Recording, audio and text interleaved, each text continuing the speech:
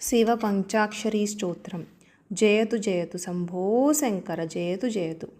ఓం నాగేంద్రహారాయ త్రిలోచనాయ భస్మాంగరాగాయ మహేశ్వరాయ నిత్యాయ శుద్ధాయ దిగంబరాయ తస్మై నకారాయ నమః శివాయ మందాకినీ సలీల చందన చర్చితాయ నందీశ్వర ప్రమదనాద మహేశ్వరాయ మందార పుష్ప బహుపుష్ప సుపూజితాయ తస్మై మకారాయ నమః శివాయ శివాయ గౌరీ వదనాబ్దభృంగ సూర్యాయ దక్షద్వార నాసకాయ శ్రీనీలకంఠాయ వృషధ్వజాయ తస్మై సికారాయ నమః శివాయ వసిష్ఠకుంభోద్భవ గౌతమాది మునీంద్రదేవార్చిత శేఖరాయ చంద్రార్కవైశ్యానర లోచనాయ తస్మైవకారాయ నమః శివాయ యక్షస్వరూపాయ జటాధరాయ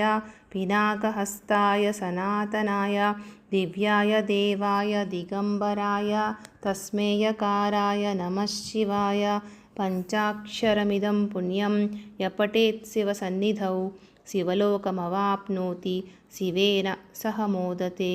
ఓం నమః శివాయ.